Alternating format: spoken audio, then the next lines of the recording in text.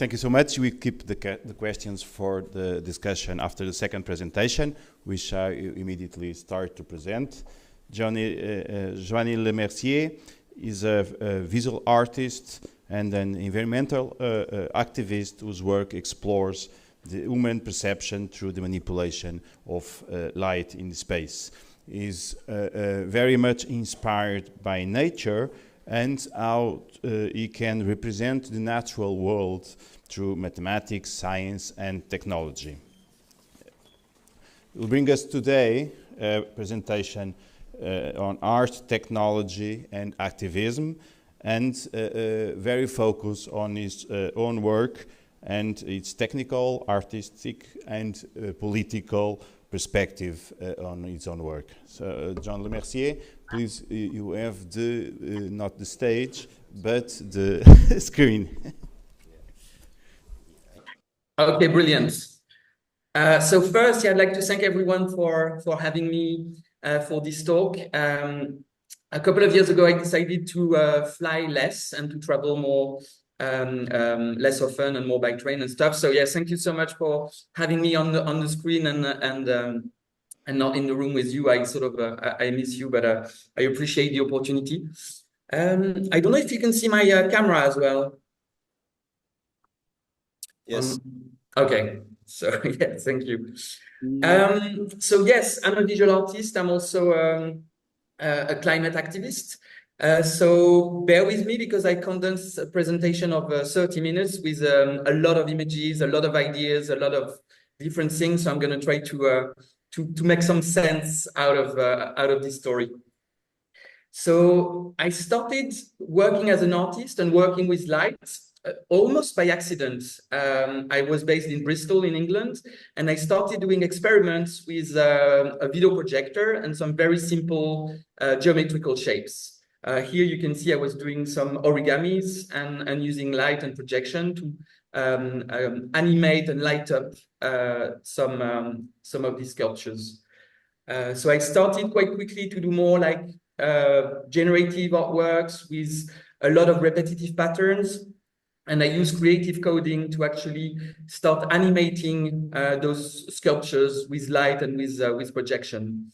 At the time, projection mapping wasn't really mainstream like it is now, and also the tools were really not existing. So I had to start making my own tools.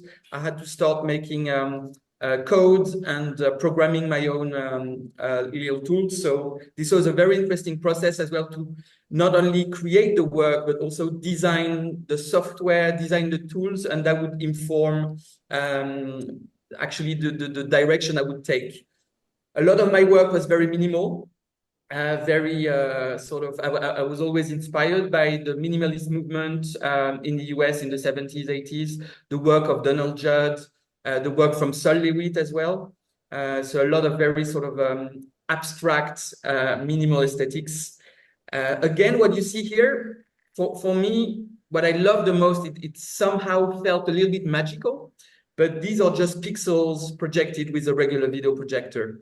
But the sense of surprise and awe you would create with technology was for me very, very exciting. It was like shaping light and manipulating light and playing with reality. I say reality because on a more sort of philosophical level, I believe we are perceiving the world through light. What you see here is not fruits in a plate. It's actually the memory of the fruits in a plate. I took a picture from a specific angle, and then I reprojected the same photography in the empty plate. That's why you see a little bit of caustics overlaying the fruits. So what you see here is a very simple illusion, and this is a technology that allowed me to create that sort of memory of the fruit or that sort of illusion to deceive the audience. Again, this sort of technology allowed me and us. I started working with other artists. We called ourselves anti-VJ, and we started doing a lot of projection onto architecture. We were lucky enough to project on heritage buildings. In this case, this is a tower in the old port of Montreal, where we sort of projecting on a flat white mesh screen that was on the building, but we reprojected the architecture that is behind, and we sort of told the story of this particular heritage. We worked a lot with brutalist architecture. Here, this was for the opening of a building in South Korea, in a city called Songdo. Maybe some of you know this city. It's a smart city, so it's all based on technology, QR codes, scanning, automation, computer, etc. So it was interesting for us because we are in love with technology and we use technology in our daily lives. But we realized that this smart city was actually very dry and very empty.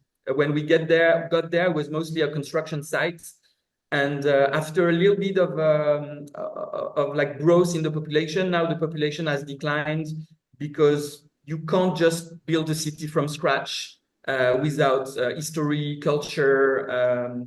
So for me, the idea of a smart city that was very popular in the years 2000 is now maybe was a bit of a dream, or I no longer believe that the smart city is the sort of dream we were sold. I did a lot of projections all around the world. Here it was for Art Basel in Miami. So I wanted to show you this to show you the diversity of buildings we were projecting on. Sometimes we would do a cathedral, sometimes we would do a castle, sometimes a very modern brutalist or Bauhaus building. But for us as artists, working with architecture was very, very informing. We had to start doing some research about the history of each place because we didn't want to do just a light show. We wanted to really understand the architecture, understand the heritage, and tell a story through light and music. Later, I started doing my own structures. Instead of just projecting on an existing building, I started designing structures that would be a canvas for projection of light. And as you can see, this is very sort of dry, black and white, minimalistic. These very blocky buildings that I love so much, this aesthetic that I love so much. Here, the Museum of European History. There's really something about brutal architecture that I was in love with, and I'll tell you a little later why now I feel like this aesthetic for me is more linked to dystopia than potentially a positive future that we want to happen. When I was also representing nature and mountains and forests, as you can see, I'm using always this very dry aesthetics. It's actually the computer aesthetics, the wireframe model that you see in 3D software or modeling software and architectural tools. But I sort of embrace that minimal aesthetic and that very sort of greedy black and white visuals. And also my sort of holy grail of projection for me was to try to extract myself from projections on screens. And I wanted to do projections in the air, like this idea of a hologram, of like a floating image. For me was this sort of the hyper future. It was the most sort of advanced display you could have would be a display that is not tangible, that is sort of, the image is sort of floating in the air. Maybe some of you saw this project called Constellation. It's been touring around the world a lot. I think here it was in Spain, in Madrid, for a light festival. And I love working with water and water particles. And again, I'm always trying to escape from the screen. I want to create an experience with light and projection that people can actually walk into. And I want to use light as a medium and shape structures of light and geometry in space. So of course, technology is at the core of my practice. What you see here is a projection on a transparent screen. So the screen is invisible and the computer knows where the audience is. So the perspective changes as you move. So your projections feel completely three-dimensional. And I love the idea of a tangible projection as well. So I used here a Kinect to interact with these projections of light in space.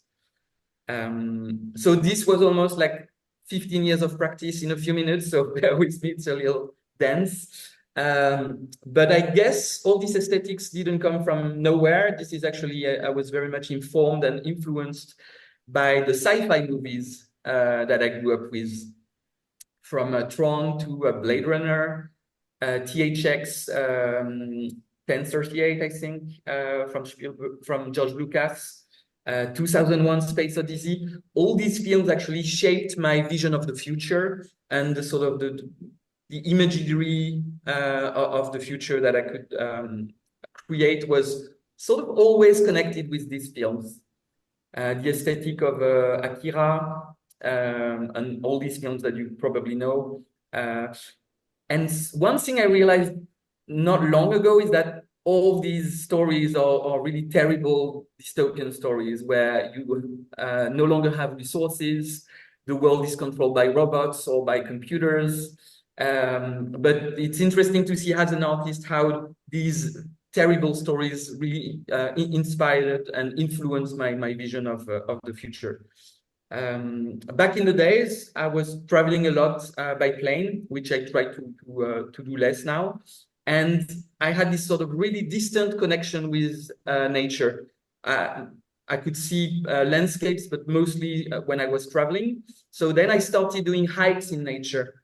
I really wanted to escape the sort of softwares and dark projections in a black box, in a dark room. So I started doing hikes, and I would always go in these sort of desertic places and sublime landscapes. The sublime movement is an art movement from the Romantic painters of the 18th and 19th century, like Caspar David Friedrich. They try to represent nature as a very huge, very impressive landscape that you can't grasp because it's too big, it's too immense. So it's very impressive. And my representation of nature as an artist was very, very influenced by also the Romantic paintings and what's called the sublime in art history. So I started doing representations of this nature. You can see here a picture I took from the top of Mount Fuji in Japan. It was a mind-blowing experience of seeing this shadow stretched over tens of kilometers. And it really sort of brings you some sort of spirituality and like big questions of how small humans are on the planet. And so it was nice for me to sort of reconnect with nature. But whenever I would do a project around nature, as you can see here, it was always through the lens of computer vision and sort of wireframe aesthetics, and pretty much the sort of aesthetic you could find in Tron, the film that was released in 1982. This is my partner, Juliette. These series of drawings and wall drawings and projections have actually a physical element. On the wall, we paste the wallpaper and then we augment the wallpaper with a projection of light. So it's not just light, it's also there's this sort of physical element. And all my representations of nature were based on algorithms and noise functions. If you're familiar with game design and game development or CGI in films, you might know that most of these mountains can be generated with a couple of lines of code. So I started doing a lot of these landscapes of the sublime, trying to represent these really impressive nature. And here, this was completely done with CGI. As you can see, this is not really alive. There is no sense of life or humans or plants. But again, now I understand why this fascination comes from films such as Mad Max and this sort of hyper-romanticization of the landscape. Okay, so that was a long introduction, but now I'm gonna explain how I became an activist and how my life has actually completely changed from what I was showing to you just before. So almost by accident, in 2018, I believe, I discovered a video online about a big coal mine in Europe. And I was really shocked, even just to hear that coal mining was still a thing in Central Europe. I imagine maybe big coal mines or big mining sites like very far away. And when I realized that actually the largest coal mine of Europe is only an hour and a half from Brussels, where I'm based, I was really shocked. I couldn't really believe that this was real. And then I looked at Google Maps, and this is what I discovered. It's an enormous hole in the ground. It's 8 kilometers wide, 5 kilometers long. And what you see in the middle here, the little black patch, is lignite. It's the most polluting coal that you can find on the planet and the less energy efficient way to create electricity. So I took my drone and I traveled there. I rented a car and I went there to see the coal mine because as an artist representing landscape, I really wanted to experience it by myself. So I drove for an hour and a half, and this is what I witnessed. This basically looked like the Mordor. You can see in the back some power plants. These are coal power plants that are burning the coal to create electricity. And I was really shocked to discover this landscape. Again, it looks more like a dystopia than a real thing. And these machines you can see here are actually the largest machines on the planet. These are 200 meters long, 100 meter tall. And it's not just one machine, but you have more than 20 of these baggers in the coal mine, mining 24/7. The electricity in Germany is still made at 30% from coal, so it's very polluting. This site emits about 270,000 tons of CO2 a day. So when the politicians in France or Belgium or Germany are asking us to reduce our time under the shower, or maybe President Macron recently said that we should unplug our Wi-Fi at night to save a little bit of electricity. Seeing this location and understanding the magnitude of the problem and the scale of things really changed my mind. I don't think small individual efforts are going to change anything. I think this belief that we should make little changes, I think I used to trust this, but now I'm like, wow, this is a lot more serious than I expected. This was my sort of wake-up call, because before I had a really unsustainable lifestyle. I was traveling all the time by plane. I was really, as an artist, I was in my bubble and I wasn't really aware of the social struggles connected to fossil fuels. So it's not just about CO2, this coal mine, it's also a lot of social injustice. What you see here in the foreground is actually a village that has been completely destroyed right now. And it's not the first village, it's the 22nd village that has been completely razed in the past years. People are being expropriated from their homes. The forests are being razed. Maybe you heard of the Ambar forest. I'll tell you more in a minute. But the people are being expropriated from their lands, from their homes. The government, who owns the mines at 50%, is also sending the police to take people out of their property and to completely destroy their villages, their churches. So as an artist sensitive to heritage and cathedrals, then for me this was really a crush to see the amount of unfairness and violence that you can see in these villages. So this really broke my heart and also changed my perspective on extractivism and consumerism.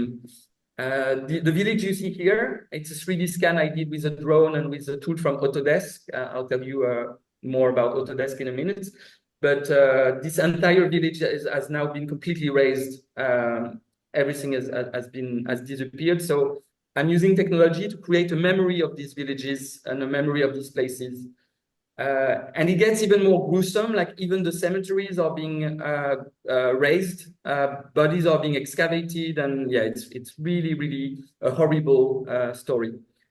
So I'm gonna try to skip up. I think I only have another 10 minutes. So what really shocked me the most is to understand that coal mining is not in the decline. There are still coal power plants opening today, and the coal production and consumption is actually increasing in a lot of countries. In France, for example, we still have 4 coal power plants, and Macron made the promise, I think in 2017, like 6 or 7 years ago. He said we're going to close this power station, and of course he didn't, and he would use geopolitical excuses to keep increasing electricity production and delay the change that we need. Yeah, I'm gonna skip some of these slides. The first thing I did when I came back from the mine was to understand my own consumption. I was so shocked that I wanted to do something, so I did an audit of all my consumption, electricity, travel, and I did this sort of boring diagrams. I had to go through all my bills to understand the magnitude of my consumption. And actually, the surprise was this: it was mostly gas that I used to heat the studio in Brussels. That was the main source of emissions. So I did my own efforts. One problem I realized also is that I was creating new projects all the time. I was doing like one-off projects. A lot of the things I was showing you before were just shown to a few people for one evening or 1 week. So now I try to do less projects, and now when I do a project, I try to show them more and more often, not just once, but the projects should have a better lifetime to be more sustainable.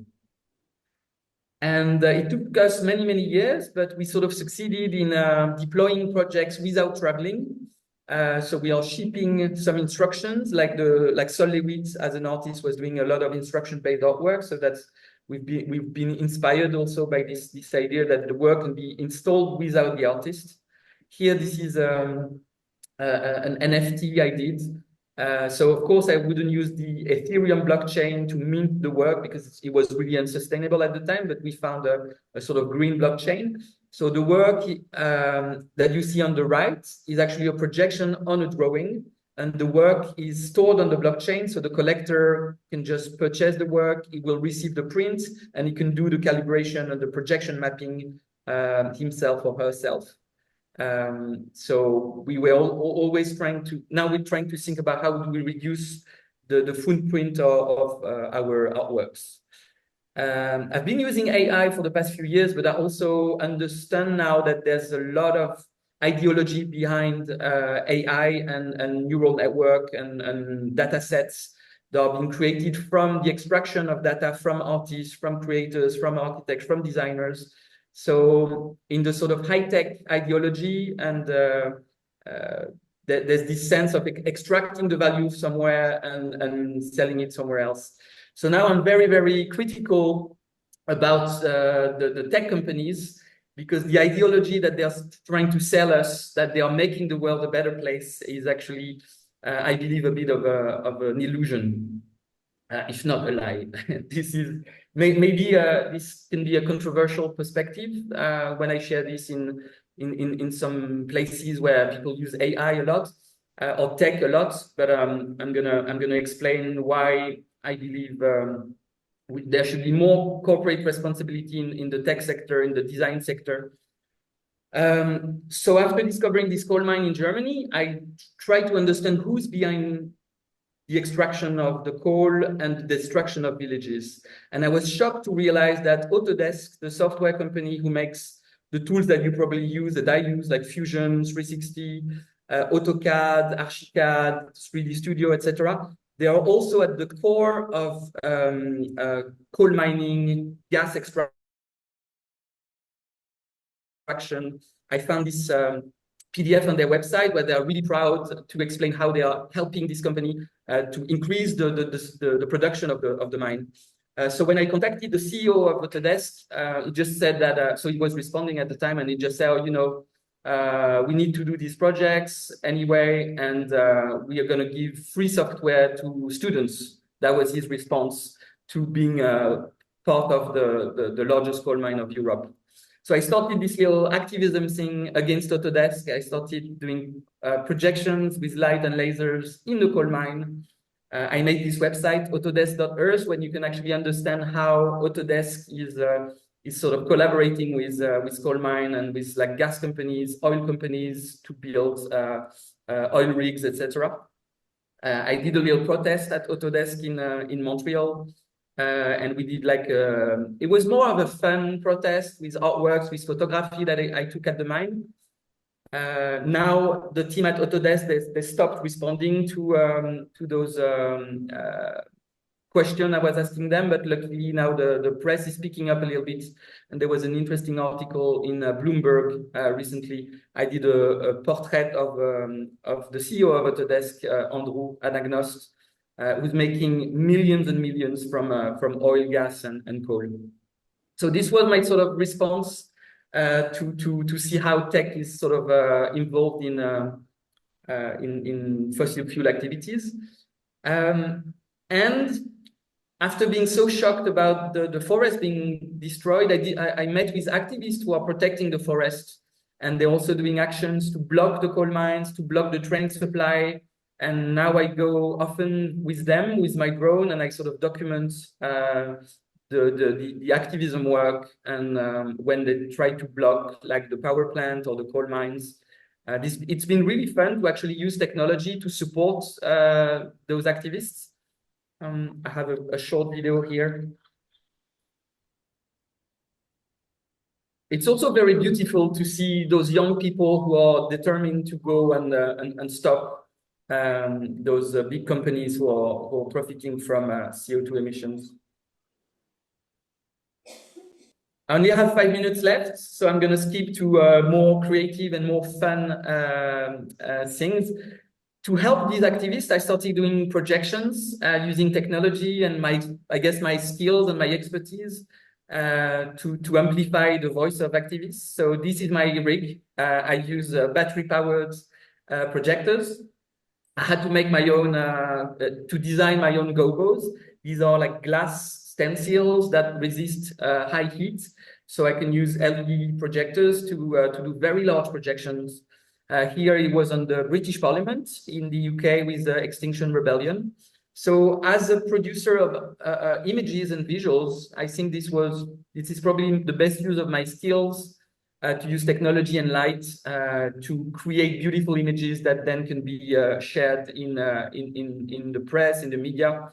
It could be really fun sometimes. There was this action in Brussels where the police has sort of shut down the square. So we had to, it was Christmas time.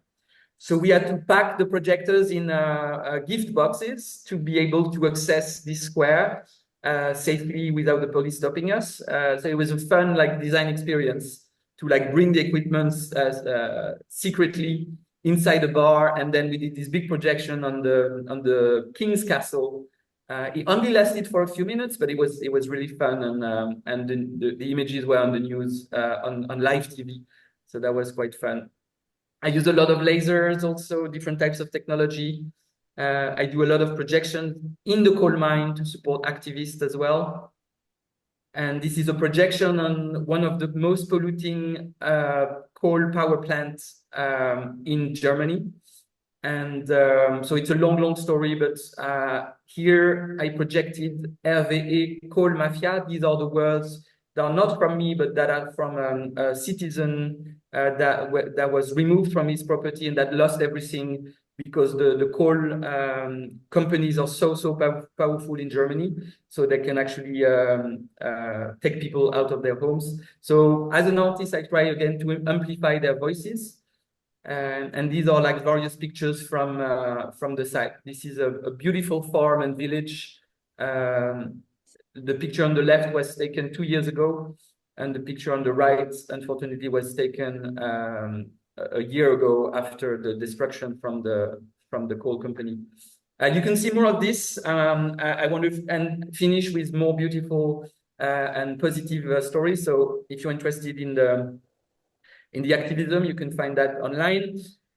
And what we do now is we do a lot of solo shows and exhibitions all around the world when we mix the sort of beautiful geometrical work that I was showing you at the beginning, and also the more sort of political, engaged artworks based on this destruction of the planet by fossil fuels.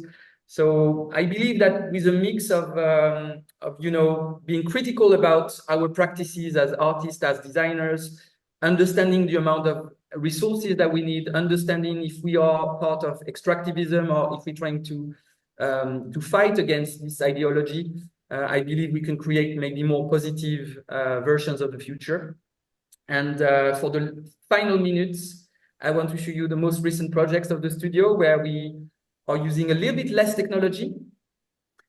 And we are trying here to show the beauty of natural phenomena. So here, these are 3D printed wind indicators. And the movement you can see, the motion you see is actually just the wind flows that are the wind that is sort of blowing onto these very light 3D printed wind indicators. This is probably one of our most simple projects to date, but this is also probably one of my favorites because there is no need for electronics or power, electricity, or even motors, and yet it's possibly one of the most fascinating when you look at it. The flows are really beautiful. We use lasers a lot because laser projectors are very low power. They need very little electricity. So we've been doing a lot of these big projections in public space, on nature, on trees. And the power required for these projects is about 1/10 of the electricity required for video projections. What we try to do next is to use even less power by using sunlight. So we use mirrors, we use a little bit of electronics, Arduino, and we want to start designing tools for artists and architects to use the power of sun and the light of the sun that is actually a lot brighter than any video projector. So I'm skipping through the most recent projects, but you can see there's, I think, a potential for design of tools, idea, products, and artworks. This is a simple artwork, which is just a beam of sunlight in a black box. And we are correcting the path of this sunlight with an heliostat. This is the device that we've developed over the past years. It's very low cost. It's about 50 euros.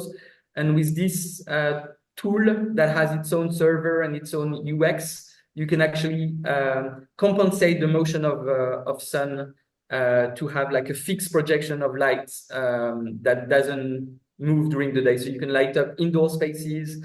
You can make video projectors with sunlight, that sort of thing. These are experiments we did this week, actually, to understand the amount of power that the sun holds. So this is only 0.1 square meter of sun focused on various objects, here paper and wood. So the amount of energy and the resource of is really tremendous. I really hope more designers sort of start using sun and sunlight and create different usages. This little motor on the left is a Stirling engine. It's a little motor that creates electricity from heat. And I'm going to stop there, presenting you the Solar Lab. You can find us on Instagram. It's a new project I'm running with Juliette Bibas. And it's actually, we're trying to invite artists, architect, designers to use sun as a medium and light as a medium. And here is the brand new project we're working on. It's a lens that uses caustics and 3D printing to focus sunlight into this this ring of light. And that's going to be the final slide of my talk. I'm 3 minutes over time, so sorry about that. And I'm looking forward to a talk with Peter and with you here at EIMAD. And yeah, thank you so much for having me.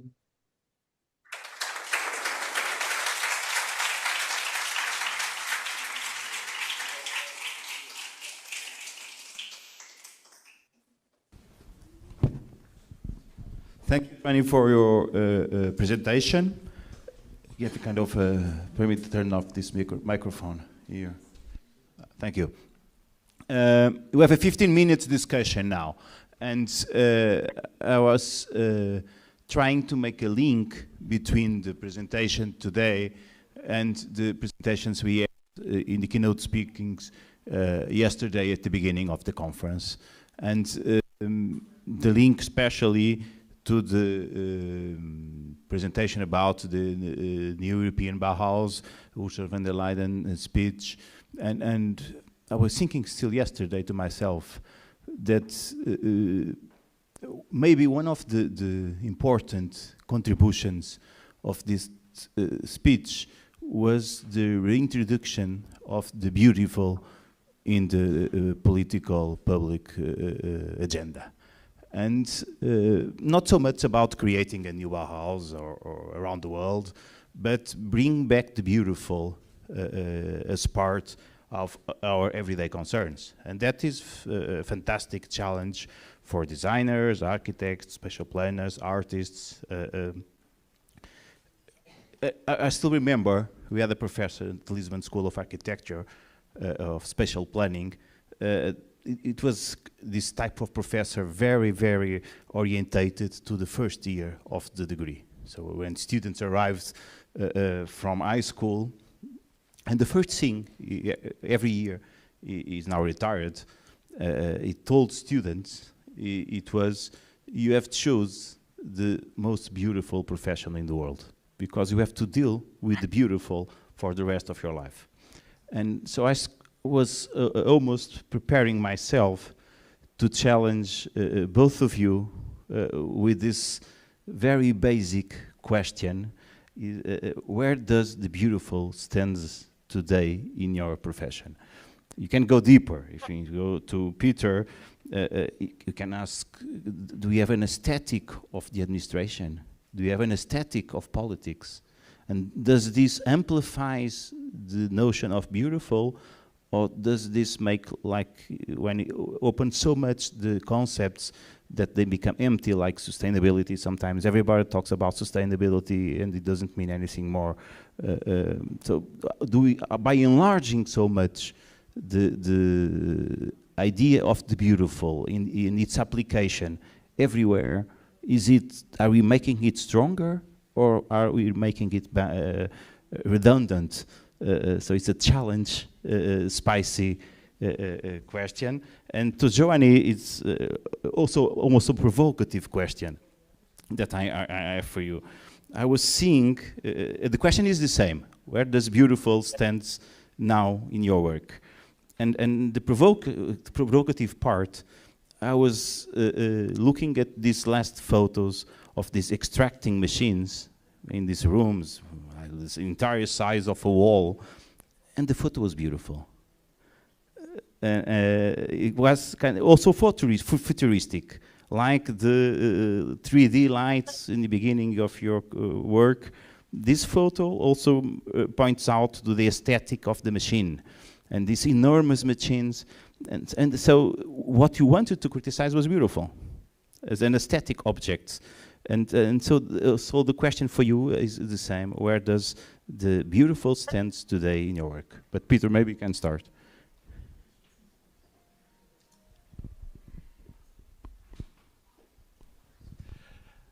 I'm going to kind of hijack this stage moment, and because frankly, yes, we can talk about the beautiful and the aesthetics and whatsoever.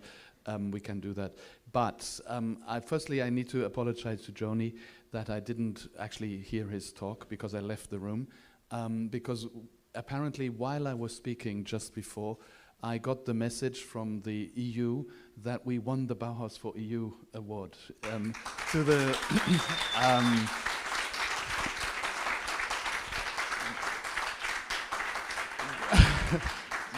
sorry, Joanie, you probably don't know what I'm talking about as you're in the US, but this is a major, it's 14 million euros for the next 4 years. That's quite a lot of money for a bunch of really beautiful universities. And that is a very beautiful moment. And it's a very beautiful moment to be sitting here on stage and to share this with all of you in this room. And it's even quite beautiful that I'm doing this not at my own institution, but I'm doing it at one of our partner institutions, which is kind of, I'm not sure if you get that, but it's kind of meaningful. At least it is meaningful to me, I think. So, wonderful moment. Now, come back to the beauty, the issue. I do have a bit of an issue with the term beauty. I'm not sure beautiful. I do prefer the term or the idea of aesthetic, or yeah, that seems to me more inclusive in a way, but also maybe more more balanced. And when it comes to, I do think, at least in my conception of what is aesthetic or what is beautiful, it's a matter of being in balance, being in harmony, being kind of balanced out, and when we're talking about all the different issues that we have in the world, I do strongly believe it is about being in balance, getting them into a balance. And it's never a static balance. Balance, by its nature, is a dynamic balance. So as soon as you've reached balance, it's over again. So it's, but the idea of balance, of harmony, of matching forces, that I believe is, to me, that would be aesthetic. To me, that would be beautiful. And that does work also in issues like sustainability and all that kind of thing, because again, sustainability is in the end the idea of getting environmental issues and human needs and societal demands and whatever into a balance of some sort, and a balance that works for all sides, including for nature.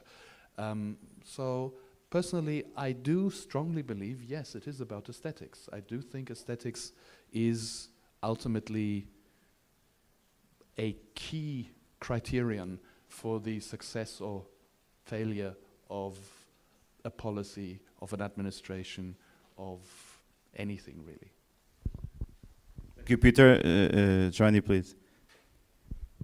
Yeah, so yeah, beauty and the sublime, especially, it's something very, very important in my work. And I follow Peter with this idea of the aesthetics.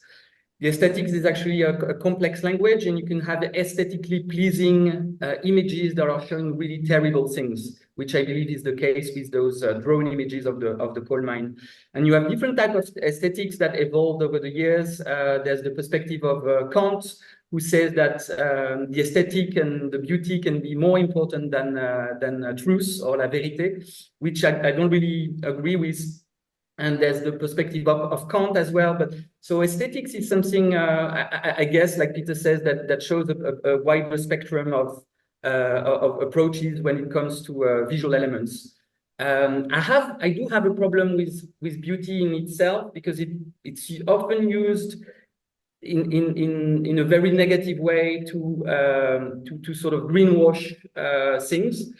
Like a lot of digital artists are being asked to do beautiful projects to make airports more beautiful. I was hearing Peter talking about how we make better experience design in airports. I think this is a terrible idea. We know, and the science tells us, that we should have less airports, less plane travel. But myself, like before discovering the struggles of the world and before being connected more with the social struggle, political struggles, I was completely in a bubble as an artist, and I was working mostly around aesthetics and beauty. And I didn't realize that when I fly every week, like I used to do, or if I work as an artist with Saudi Arabia or with airports, or like most architects are doing now with the line, you know, this horrible project NEOM that everyone is being thrown money at. I think the way NEOM is using beauty and this sort of fake aesthetics to promote sustainability, when we know that this is probably the less sustainable project on the planet. So especially in design, beauty can be really misused to sell more airport and you know, to make CO2 emissions more pleasant for the most polluting people, which eventually are us, also architect, designers, and privileged people. So we should be really careful about how you know, this idea of beauty and being in a bubble. Maybe we don't realize that the world is on fire, and that we have to intrinsically change our practices and have more ethos and ethics in our relationship to the world. And we should probably lead and be an example to like young students, young designers, and be more ethical in the kind of projects we do. So yeah, beauty, I'm very seduced by beauty and by the sublime, but I know it's also part of this sort of dystopian future that tech is pushing us into. I have to admit I kind of disagree with that. I do think, or maybe the point is, I agree with beauty should not be a tool to sell stuff and to make things. But I do think if I consider aesthetics, as I did just a moment ago, as a matter of bringing things into harmony, into balance, that would include the idea of nature and of the greater societal issues, and to not ignore them and do something that is beautiful supposedly, but to actually include them and to try to solve them or work with them. I'm not sure there are solutions in that sense, but to work with them.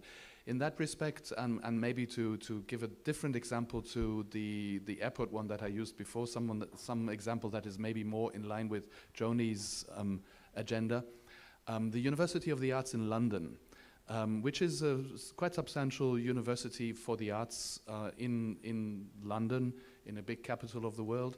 They have, I think, 26,000 students or something like that, and they, in 2019, they gave themselves a new bylaws under the major heading of sustainability. And as part of those bylaws, it's a huge catalogue of different activities and policies that they have adopted. There's one policy that I personally think is a fantastic policy.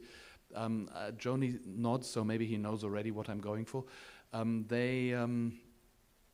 They have introduced the policy that every staff member is only allowed to have one trip by flight per year. End. That's it. And that policy is wonderfully simple. I mean, everybody can count to one, and everybody can know I'm on a plane, so that's my one time. It's wonderfully simple. It's wonderfully easy to measure, easy to control, easy to be in charge and whatsoever. It's in line. It's in line of the sustainability thing. However, and that's where I think it actually does develop some kind of beauty in it. As soon as you do that, as soon as the university accepted this policy, it had consequences. It had effects, impact. And that, for example, meant that they immediately had to consider, okay, if we can't fly, then we have to limit our travel radius to something that is sensible by train.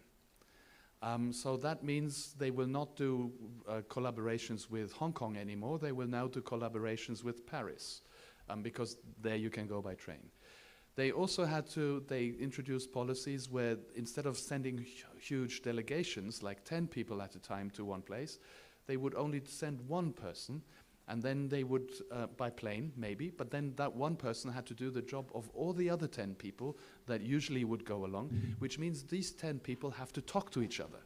They actually have to communicate before they fly and tell them, please, when you go there, tell them this, and when you go there, please tell them that.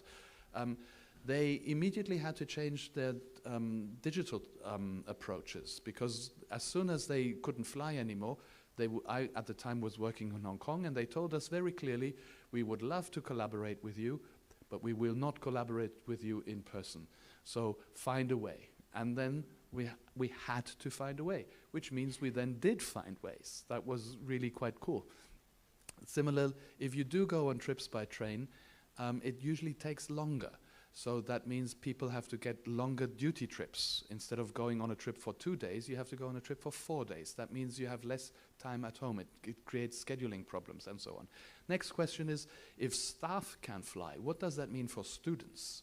Can you still go on student trips? Can the students still go on student trip by train or only by plane, or can they only go by train? And so on. So this one little rule, that one little twist, only one flight per year, had a huge impact, had a huge change in policies, and in my view, it created a new balance, a new harmony, and in a way, it's a very aesthetical moment. It's a very kind of beautiful moment when it all works out, it all comes together, and you have a new system that suddenly works in a different way, but hopefully in a better way. So I think, from my point of view, aesthetics, or the aesthetics of systems or whatever, is in these little twists. And the cool thing about them is they don't cost a lot. Often when you sort of propose design kind of interventions, everybody complains, oh, that's just making something beautiful costs a lot of money. It doesn't. It doesn't necessarily have to cost a lot. Anyway, so I talked a lot, sorry. It is a beautiful story. It's this idea, it's a temporal idea that an aesthetics include an ethic. Yeah. But maybe you can open the discussion to the audience and ask for 2 or 3 questions. Okay.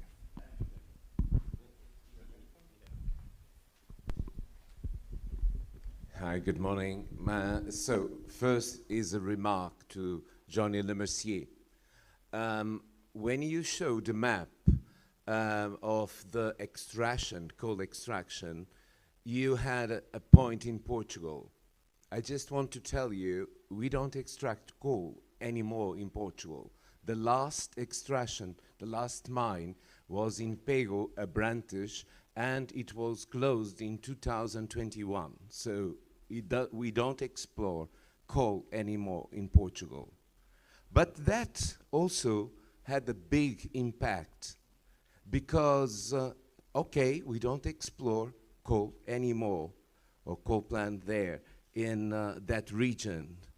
But there was a social, economic problem, huge, it still is, because the restaurants don't sell food, there are no clients, a lot of people lost employees and so on. So it's not an easy question.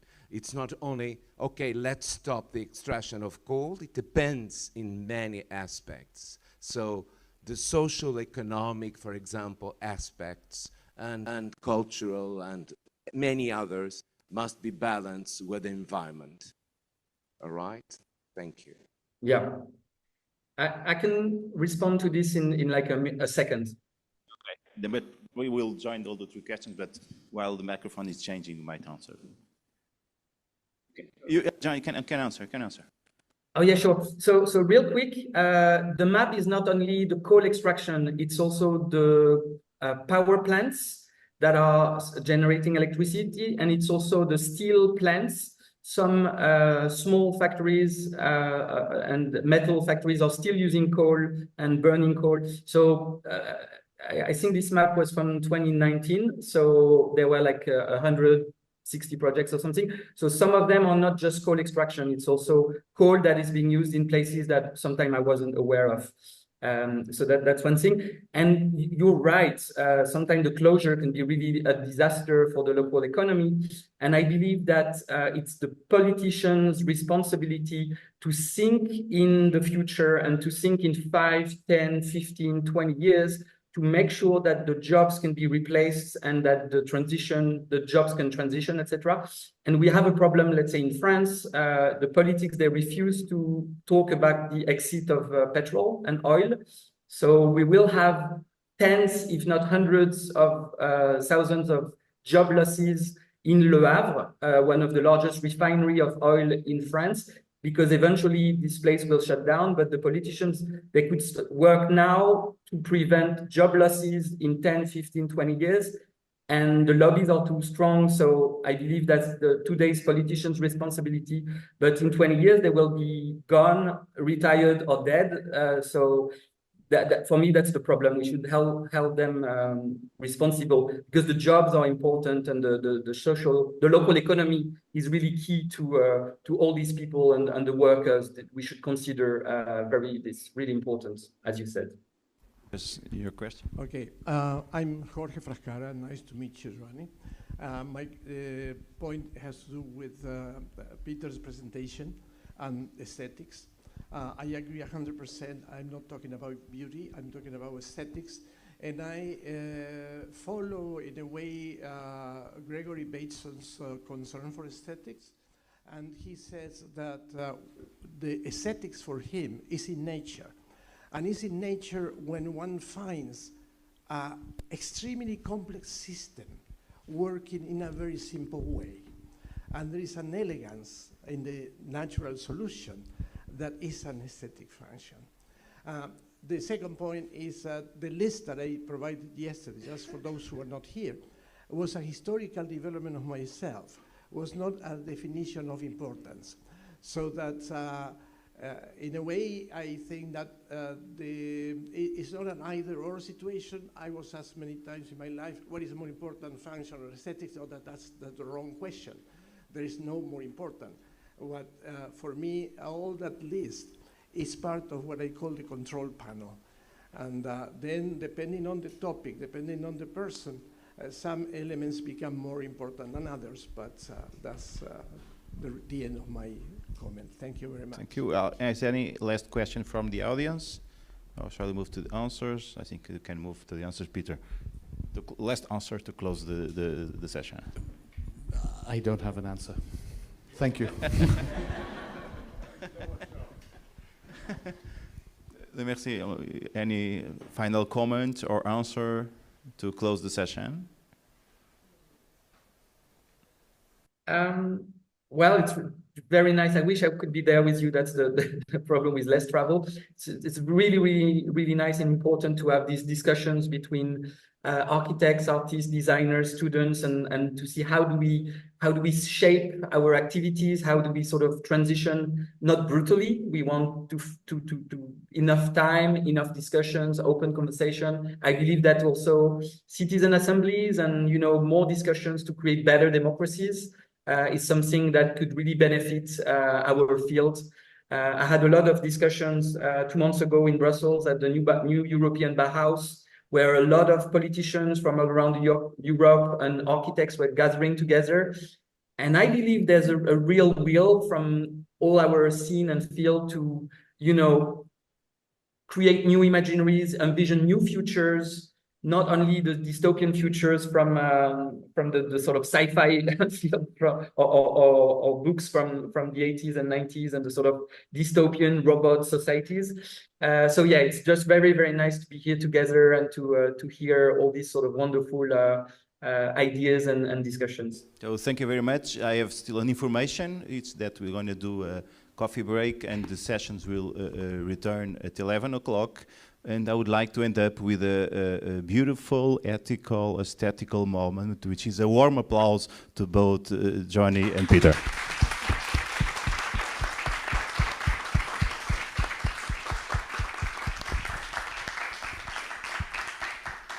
Bye, Joanie. Bye, thank you so much.